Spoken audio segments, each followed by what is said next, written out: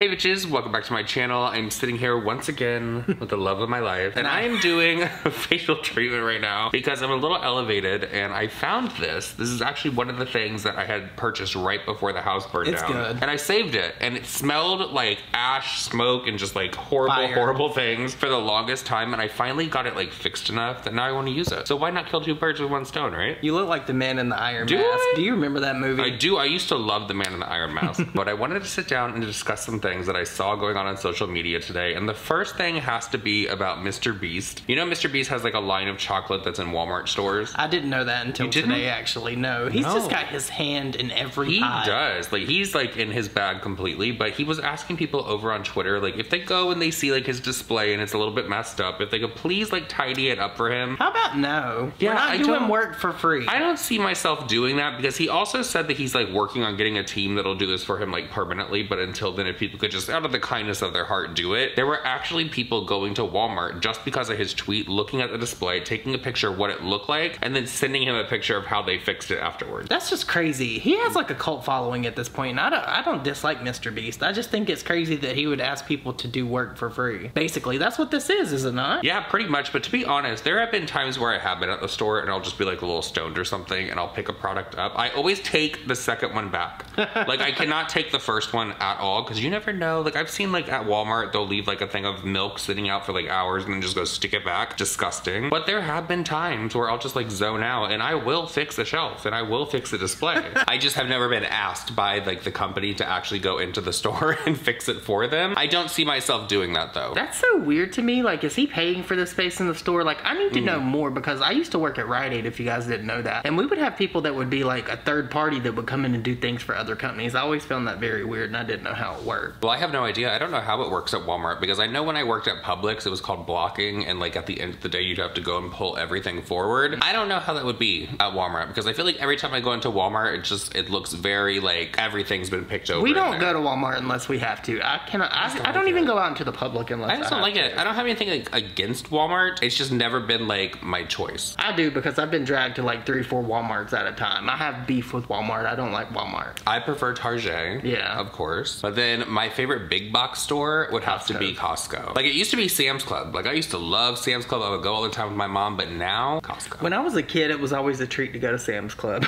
Really? Yeah, because we get the free samples. Yeah, the free samples. The next thing that I want to talk about is Funko Pop, because I've been seeing a lot of clips go viral over on TikTok. I've never been somebody that's into like Funko Pops. Did you ever like collect them in any way? Never, not at all. Now, don't let him lie to you guys. He does have the Golden Girls. I have the Golden Girls. I actually have to find a Dorothy one again, because somehow like a liquid or something got on it. Well, Funko Pop is getting talked about right now because they have apparently been hurting in the sales like a lot. Like, they have not been selling anywhere near what they produced. And so their response to that, because they think that they just cannot put anything on sale, there cannot be a discount at all, because it'll just fuck up the value of all the other Funko Pops that are out there. Because people take collecting Funko Pops like very seriously. There's people with whole rooms. Yes, whole rooms, whole houses. It gets crazy for the Funko Pop. Well, if all those people that are obsessed with Funko Pops want to go over to a landfill, they can have a pick of between $30 million worth, because that is Funko's reaction to not selling, and they don't want to pay for the storage for all these things. I might very well never buy another Funko Pop because I'm so pissed off about this. Essentially, in a meeting with shareholders, the CEO was like, hey, our sales weren't that great last year. We have way more inventory than we want,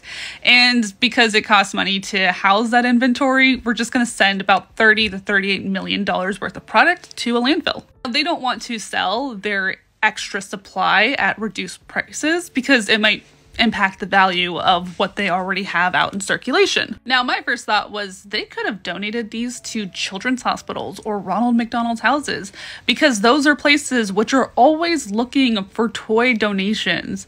So that way kids could pick out something cool that they have during their treatments. That could have been a nice news story, maybe some free publicity, maybe even a tax write-off. Late-stage capitalism's weird, because I would think that saying $38 million worth of your product is better off in a dump would devalue your product more than anything. That kind of reminds me of a time when I worked at one of my previous jobs, and I had this lady that came in and she was the manager of a Coach store. And back then, girl, you couldn't tell me nothing. I had a Coach wallet and I just thought it was the shit. But she told me that Coach will actually gather up all their bags that they don't sell for the year, or they used to at this time, and they would burn all of them. And cut them up. Well, I know this from watching dumpster diving videos. By the way, I used to go dumpster diving with my mom and our neighbor when I was a kid. I used to get my life dumpster diving, and I would get right in that shit. But you weren't getting good stuff back then, like I guess you would get today. But Ulta, they actually tell their employees to destroy all of these products. And so people that are dumpster diving will come across that and they'll be kind of like, what the It's so disgustingly wasteful. It Like, is. I worked It at Sears a long time ago, and we would get mattresses back that hadn't even been opened. Like, we're still in the plastic, like, not even touched. And we would have to destroy them when that could have been donated to, like, a homeless shelter or anything to help someone. It's just ridiculous and gross that brands would rather throw money away than actually give it to people that could use it. Because if you think about it, Funko Pop is a toy. Who loves toys? Children. How many children go without toys and their parents can't buy them stuff for Christmas? That would be an amazing gift for some kids to get for Christmas. They could have donated, as the girl said in the TikTok that I played in this video, they could have donated all of those Funko Pops to like children's hospitals or children that are in need, because there's so many like places that need donations, especially during the holidays, that are trying to just give some kind of Christmas present to a child. So the fact that they just decided to get rid of it, but I bet you Funko, this is just my opinion, would probably be one of those companies that would like a government handout when like things got Oh, of course. I could talk about this topic for a really long time because I used to work at another place where we would get Krispy Kreme donuts, and you know what they do with those donuts? Throw them out every day. They come and they throw them out. Yeah. Why can't they give that to like a soup kitchen or something to feed someone that's hungry? You know who does give out their stuff when it's like a day old or whatever? Einstein Bagel. Maybe Funko should like spend more time focusing on the pops that people actually want, because they do put out a lot of bullshit things that people are like, who's buying this? Like, as I'm sitting here, I just looked at my phone. It is almost midnight, which means that it's going to be Brittany Dawn Day. Today's the day that her thing starts with the state of Texas, because they're suing her for like what, $1 million. Kelsey Weekman from BuzzFeed, she put on Twitter that she's actually going to be at the courthouse, and I can't wait for it. But I figured since we were going to discuss that real quick, we should send Brittany some healing energy, because it's just gonna need it. This video is so chaotic.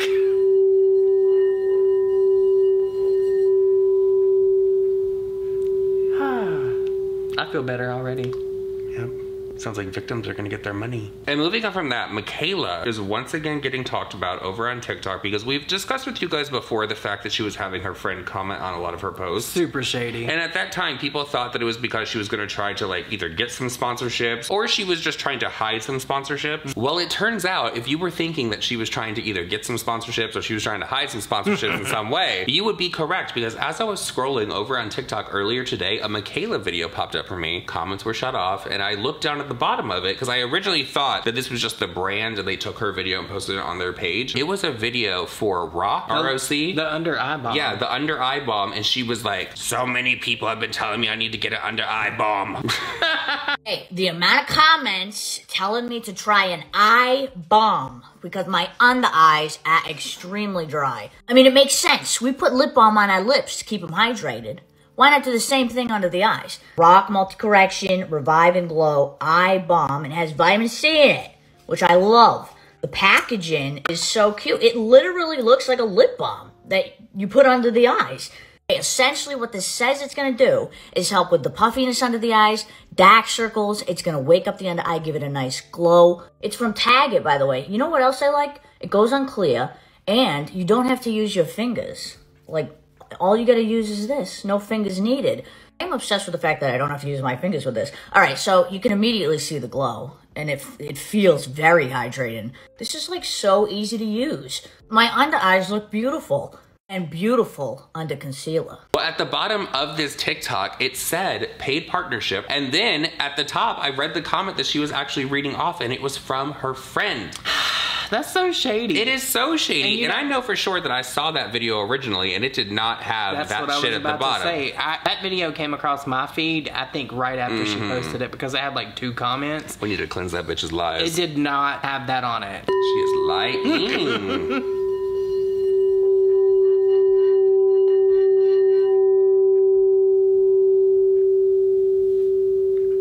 Imagine this broke. There were actually people underneath this post, because obviously she responded to the comment. They're like, oh my God, you're so lucky. This is like the 3rd time that she's picked your comment. Oh my gosh, the Don't be TikTok gods are naive. smiling upon you. Like, some of them were being serious, some of them were poking fun at Mikayla, but it's like, girl, he's not lucky. That's her by friend. Design, sweetie. That's that her is friend. set up that way for a reason. He had to make his profile private. Well, it doesn't look like he'll be leaving Mikayla any more comments for her to go and use. They'll just make a new account, because that's what people always do. He'll make a new account, and You'll notice. Just keep looking at the comments that she stitches. But originally when he was leaving these comments underneath her thing, yeah, I thought that she was gonna try to get a sponsorship in some way, but I also thought Mikayla's gonna do the content that Mikayla wants to do. And it kind of read to me that the reason she was responding to so many of this one guy's comments is because she didn't want to do any of the ideas that her followers had under her TikTok, so she was having her friend do it. I will say though, because when this first came across my feed, I had never seen that type of thing before, like the under eye balm. It did look interesting to me. What is it? It's just this balm. It looks like a lipstick that you put under your eyes, and it's supposed to help you if you look like tired or have like baggy under eyes, I guess. I just ordered from Charlotte Tilbury this under eye, it's like a cryo type of thing, and it has this applicator on it, and I'm really excited because you're supposed to put it in the refrigerator and it's supposed to like depuff and like just make it amazing. But how shady of Mikayla to do that? Like, that's totally contrived. That's honestly, in my opinion, deceptive marketing. It is. All of that really makes me believe that Glamzilla did what she did, asking people's opinions if they trusted TikTok influencers or not, because she was trying to gauge everything with Mikayla. We were hypothesizing that that may be the case. This right here proves it for me. Like, Mikayla's shady. She knows what she's doing. She's contriving different ways to talk about different products that she otherwise may not be able to talk about or want to talk about. And it's shady. Like, why do you have to do that? Like, Mikayla has such a big audience. I was watching back some of her old TikToks because we filmed a video yesterday for my channel that I'm going to be posting like in 2 days. And I saw some things from Mikayla that I was just like, okay, girl. Because before the L'Oreal thing happened, she tried a mascara by Milani, and I have questions about it. It looks really sketchy to me. This is the Milani Anti-Gravity Mascara. I have heard so many incredible things about this. I have to try it for myself. It looks incredible. So this mascara claims volume, length, lift, ultra black formula, enhanced with castor oil, and up to 24-hour wear. Now, because my lashes are practically invisible, I always gotta curl them. Curl about 30 seconds each side, and it makes a really big difference. Here's the wand. It has an hourglass shape. It looks like it's going to work really well on my lashes. So I'm just going to start with one coat. I like to start from the root and just pull up. Wow, I'm seeing immediate results with this. Wow, that's just one coat. That looks great. You can really see the difference, right? Coat number 2. I think it looks really good. It gave me lashes.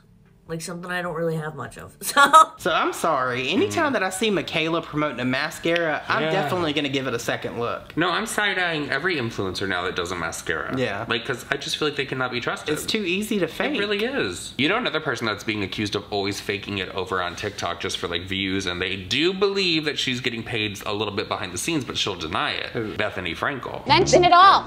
Mention it all. Now, Bethany Frankel came on the TikTok scene and she started reviewing a lot of products from the drugstore and just beauty products in general. Her premise is she's gonna spend the money so you don't have to, and she's gonna give you the honest review. Well, I've noticed that Bethany Frankel has started to do that influencer gasp about a few things. There was a TikTok that she did the other day where she like went into a place where they had like frozen drinks. She went with her daughter, and the influencer gasp was gasping every single flavor in that place. I was like, oh my God, she's been watching too much Meredith Duxbury. Oh my God. What? Oh my God. Oh my God. I'm so... Oh my God. Pinkosaurus? What? I want to taste this because I want to see if it's going to shock me. What a polarizing person, Bethany Frankel. Like, Yes. you either love her or you hate her. Oh, there's apparently a lot of drama around Bethany Frankel, and she's apparently done some like very shady things like in the business to other TikTokers as well that have just had dealings with her prior to being on TikTok. Are we surprised by that? But no, there's apparently some drama. There's a lady over on TikTok named Bunny. I guess that at one point she signed on to do some kind of reality type of thing with Bethany Frankel or with the company that Bethany was with. Sit back, kids, and enjoy the ride because we're going to go over the Bethany Frankel drama that's been happening on TikTok because it's very relevant at the moment. Also, I just want to add to this, Bethany Frankel, this is all under fair use as this is all documented through the internet. And I was a donor to Be Strong, again, past tense. I literally have receipts from when I donated in my tax record, so please do not come at me with a cease and desist. So Meredith Lynch is a smaller creator on here, and she does a lot of like celebrity analysis. She does a lot of Kardashian analysis and things like that as well. And she made a TikTok video about Bethany Frankel and some of her trademarks and some of her business things that are public domain. You can look those things up. And Bethany Frankel's lawyers sent her a cease and desist to take the video down.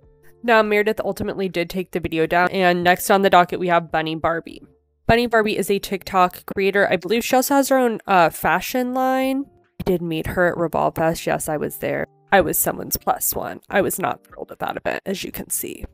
But Bunny made a video talking all about how she was going to be on some TV show, and Bethany Frankel was like a producer, or she had a hand in it or something. And she'd met her in Florida with a bunch of other women who were also supposed to be on the show. And Bunny pointed out how one of the trademarks for Bethany Frankel was momsters. And she wasn't made aware that the show could potentially be called Momsters, which is like monster. So Bethany Frankel's legal team and Bethany Frankel sent Bunny Barbie a cease and desist as well. The last drama within the Bethany Frankel TikTok sphere is with Heather McDonald. Heather McDonald is a comedian. She's, I would say, like a more mainstream celebrity. She has her own podcast now, but she was a writer for Chelsea Handler's show Chelsea Lately. But Heather McDonald actually called Bethany Frankel the biggest hypocrite in Hollywood. And she talked with Meredith, Heather McDonald did, about what was going on and just like, you know, being kind and reaching out to her, because it is scary to get legal documents from someone really famous and wealthy. And what's funny is Bethany Frankel's response was like, well, I don't even live in Hollywood. I live on the East Coast. That's not the point. You're part of the Hollywood machine. I think that all of these dramas just go to show that all of these mainstream Desperate Housewife-esque celebrities don't understand that TikTok is not for curation. A lot of people, when Bethany first started doing all of this on TikTok, they thought that she was, of course, going to be coming out with her own beauty line. Well, Bethany has said from the beginning, and she did reiterate it on this TikTok that she uploaded, that the beauty space is highly saturated, so therefore she's not going to be getting into that. Everyone can calm down. She's not on TikTok trying to like investigate so she can make her own brand. So when I first started, everyone was like, oh, why is she getting into this? Is she doing a beauty line and investigative journalism on me, and am I doing a beauty line or a makeup line? And the answer is no, because it's too crowded. Nobody needs me. I don't know anything from like a professional standpoint. This is what we're dealing with, but there's no way. And let me tell you something, nobody needs a celebrity line, not makeup, not skincare. Nobody needs that. Nobody needs that. There are so few, you know what? For the most part, the big brands, it's good because they have a lot of research and development. So if you like the ingredients, like some brands, like CoverGirl's got clean stuff coming in. I keep seeing more and more stuff. I tried some of it. Some's good, some's fine. But now they've got more. Like, that's a big brand that's going in the right direction. And everybody, it's all the same ingredients. So many people with you know what you're putting on your face. You know what? You want to have clear, good, amazing skin and not put shit on your face? Then don't put shit on your face. Put nothing on your face. But if we're going to do it, like, I'm not doing it, because it would be me saying to you, I know there's a pile of shit out there, so let me just put my shit on top of the other pile of shit. And so that just shows you, I have so many people that would do brand deals with me. The only thing that I would ever do is if there were a big company and they wanted me to go through and decide what products I really like and like Bethany approve them, like stamp them or something, if that makes any sense, like a collection within theirs, or go through and say to X brand, okay, this blush is like this and I wish it was like this, go make that, but I want it to be their problem, their brand, Bethany approved. But that is not, I've not said that to one person. You're the first person I'm saying that to. Like, if I wanted to work, I would go be the Tom Hanks in Big and just play with the toys and decide whether or not they work or not. Like, are they worth it? Or is it a scam? That's all that I know that I would enjoy. No idea if this works. Forgot to play with it for like 6 months. It's a toy. It's like Atari. I got it and I forgot I had it. And I was excited in the beginning. And now I'm going back to it. It's satisfying though. Tom Hanks big. But I still kind of suspect that there is like a reason as to why Bethany is doing this. She's just not doing this because she's like bored sitting at home. I don't think so. So if it's not a beauty brand, she's not gonna be doing makeup. Like what could it be? You know, somebody that I'm actually very curious as to what their next business venture is gonna be is Marlena Estelle. She's been dropping hits online that 2023 is gonna be a big year for her, and I'm very excited for it. I hope that she gets into a little bit of drama before she comes out with her brand. Like maybe she'll expose Jacqueline or something and tell us the real tea on what really happened. Because if you remember, we only got the emails from that situation. I'm here for some Marlena Estelle tea. Oh, I am too. And with all that said, everyone, that is it for this video. We hope that you did enjoy it. Please leave us a bowl emoji because we are all about getting the negativity away from Mikayla lying. We're gonna hit one again for Brittany Dawn going to trial tomorrow. We're gonna give another one for the victims that she scammed out of their money. Yes.